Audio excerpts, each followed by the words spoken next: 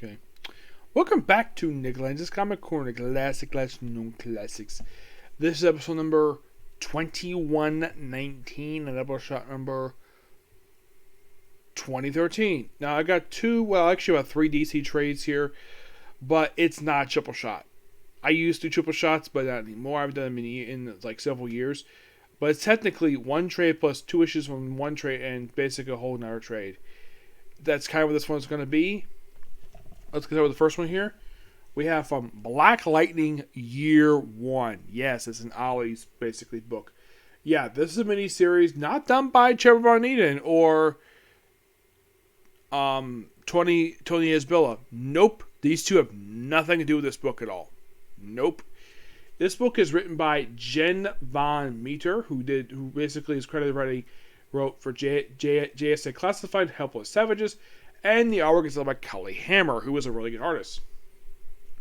This is roughly, especially if I can call it Year 1. This is something I don't like about the Year 1 concept. Okay, this book is roughly 6 issues. When I think of a Year 1, if you got a whole story take place of a superhero's first year of career, have it be 12 issues, not 6. That's a very good problem for years. The only book I've ever seen where it actually is called Year 1, it's 12 issues, is Green Hornet. Why is it pretty much everybody else that gets the Year 1 logo for a miniseries, and it's like 6 issues? No, seriously, it's 6 issues. Now, as you can see with the cover, yes, this is done as promotion for the Black Lightning TV show. You might be asking, Nick, have you ever watched the TV show for Black Lightning? Yes, I have. I watched the first 4 episodes of it. Why did I watch any further than that? I didn't get a chance to watch anymore. That's the reason for it. And here's the thing about the TV show. I actually like the TV show. Yeah. The suit he has in the cover, that's actually the suit he actually had in the show. Though apparently by Christ Infinite Earths, he actually changed the outfit. Because I noticed his outfit looked different from what I saw originally. Now, here's the thing about Black Lightning. Now, in the comics, he's from Suicide Slum in Metropolis. In the show, he is from a fictitious city that's made for the show. Which, of course, you might be thinking, though, was it still Jefferson Pierce? Yes. Though, he's actually a lot beefier. I mean, you can tell by the cover, he's a lot beefier than his actual comic counterpart. Yeah, he's basically a bodybuilder, he's bald, and he's got a full beard. Now, you might be asking, okay, has Black Lightning ever had a beard in the comics? To my knowledge, no. He's always been clean shaven. Like here, he's got full head of hair, like he does in the show. He's always been bald. Though here's the thing: the first costume he had in the show was not this costume, nor was the costume in the cover. Get this: his first costume he had during his first year of his vigilante career was. You're going to think it's quite jaw-dropping. It was actually the outfit from the 2000s. Yes, seriously. They did this in a flashback. They had a version of Tobias Whale as the main villain of the season. Which, okay, that makes total sense. He has a character named Alvin, who was in this miniseries too. Alvin, if you don't know anything about this guy, in the case of this character, basically, he is Black Lightning's Alfred Pennyworth. Here's the thing. By the time this miniseries came out, Alvin had been dead for years. Yeah, he killed himself off about a year into the Black Lightning, about basically partially into the Black Lightning title. He wasn't around for very long, and he mostly just killed himself. And Black Lightning is basically on his own. Now, Black Lightning actually had a comic back in the 70s. Let's see. This actually is the first... I should point out this actually is the very first Black Lightning comic book I've ever... Well, technically the second, because I did review his feature from DC Universe Presents. Yes. Now, when some people think of Black Lightning, people usually think of, well...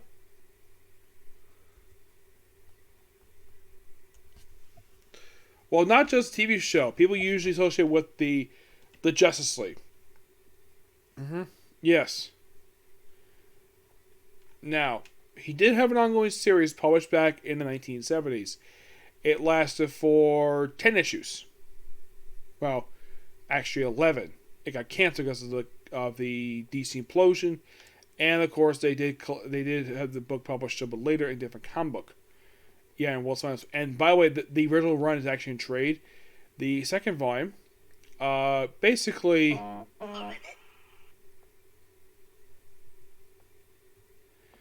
that lasted for about 13 issues. Then you had this book, and then you had, of course, the DC Universe Presents version of Black Lightning, and the Cold Dead Hands miniseries, which is done by the original creator. Now, this book mostly is kind of detailing his early start as Black Lightning. Now, you might be thinking, was the costume he had in the back cover, was that his very first costume he had as Black Lightning? Yes. Except that he did not have an undershirt.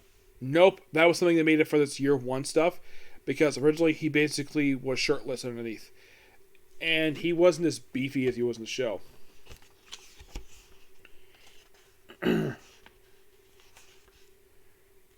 Now, this, of course, is the interior artwork. It's Cully Hammer. I do enjoy Cully Hammer's artwork. It just, the artwork in here is strange, to say the least. It's not bad, per se. It's just strange. It just seems kind of odd the way he draws the people in this book. Now, in the case of Black Lightning himself, they do bring up the fact... Now, here's the thing. I should mention this, too. In the original Black Lightning series, he had no kids. There was no mention of having any children. That was until the 2000s when Joe Winnick created his daughter. Yep.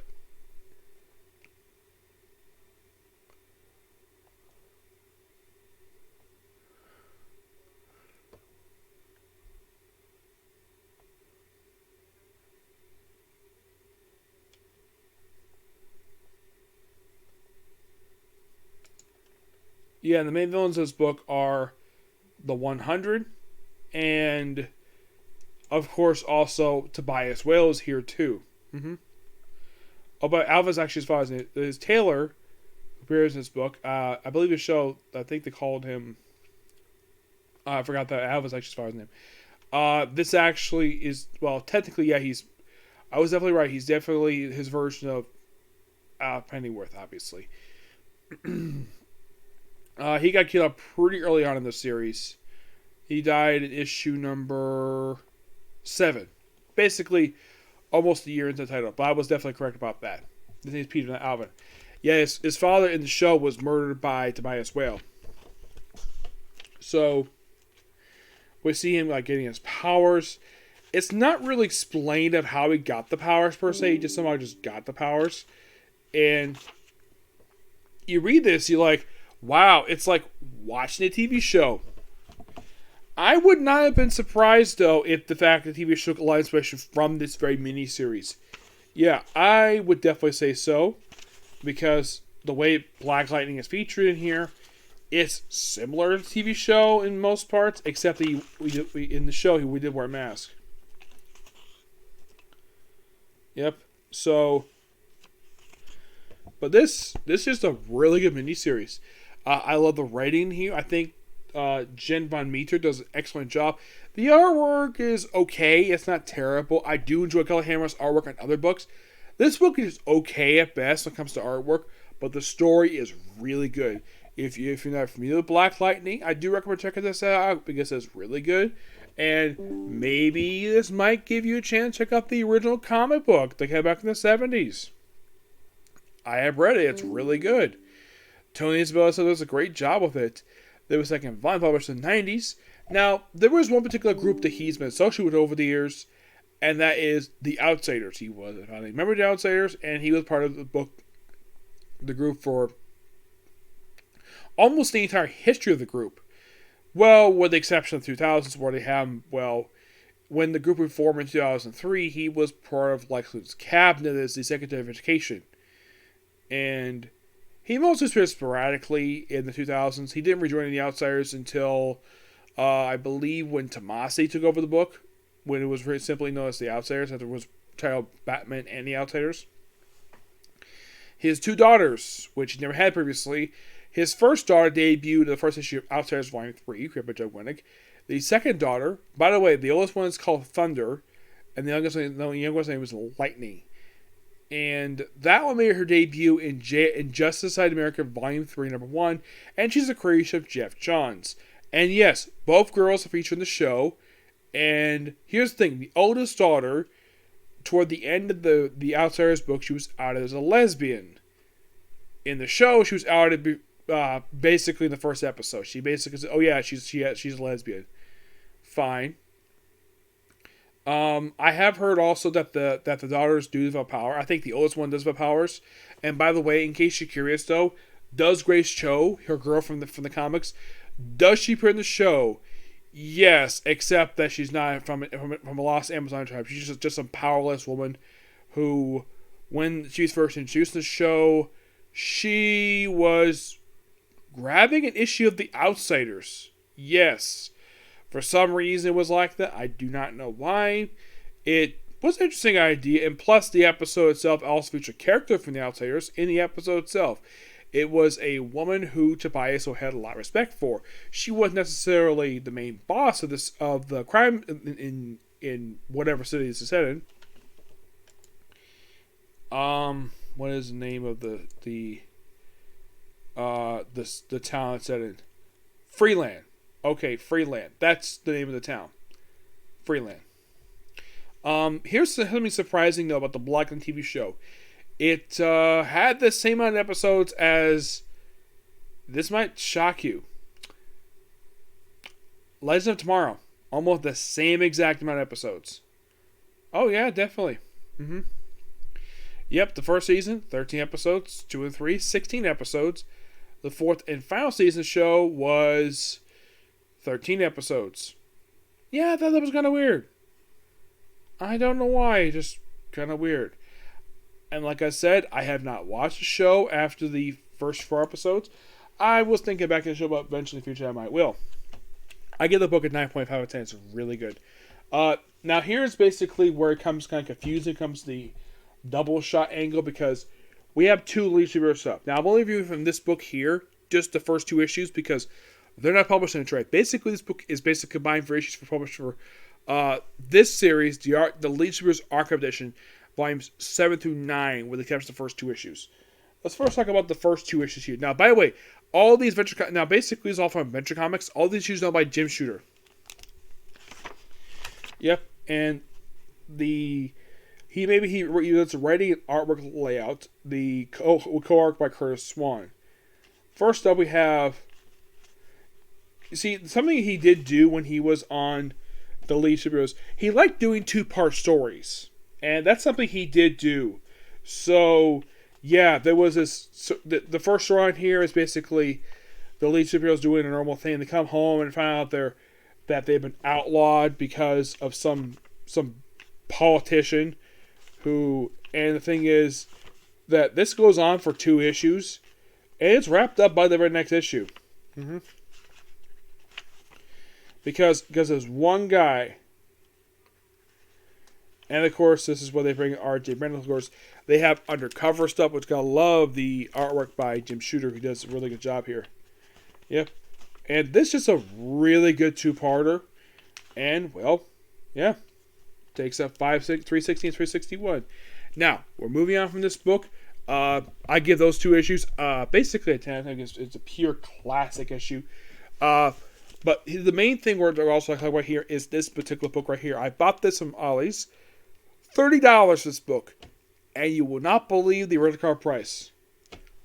$100. Got it for $30. You're probably thinking, Nick, that was dirt cheap getting the book for. Oh yeah, definitely. It was dirt freaking cheap. Yeah, of course the Adventure Comic issues are still done by Jim Shooter. All the rest of them. Now, that book basically had collected for Adventure Comics, I think it was like $3.59 to $3.67. I decided not to read the rest of the stuff here because it's on this book right here. I found this at Ollie's, and I figured, though, I had to have this because I love Legion of Superheroes.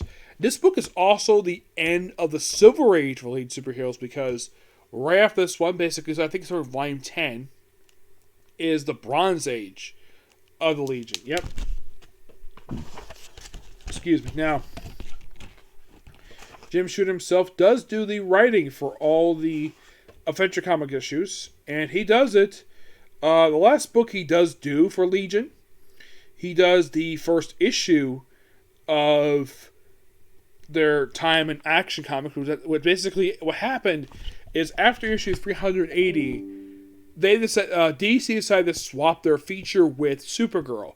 Supergirl was a backup feature in Action Comics, and here they got moved over to. She got moved to Adventure Comics while they moved to Action, and they remained there for quite some time. This book does go from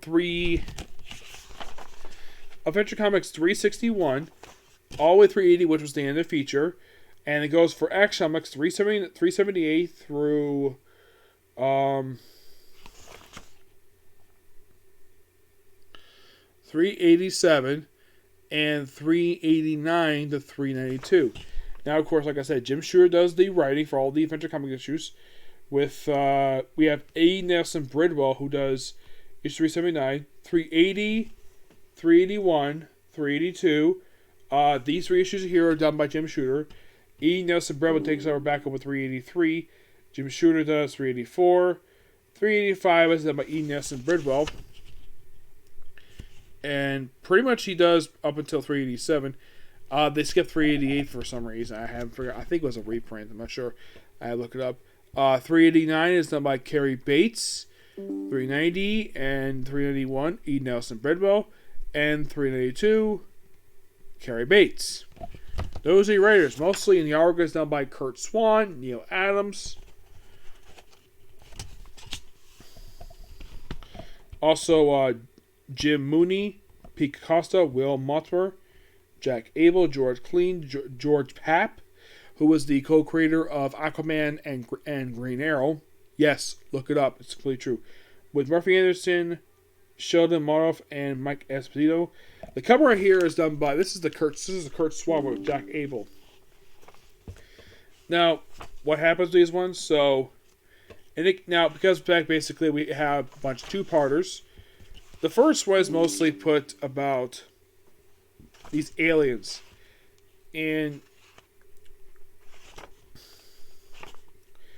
we deal with these people for the next couple issues, and we even throw in some stuff with. Now, this book not only contains stories from Action Comics, Adventure Comics, and Action Comics, but also contains Superboy 147 and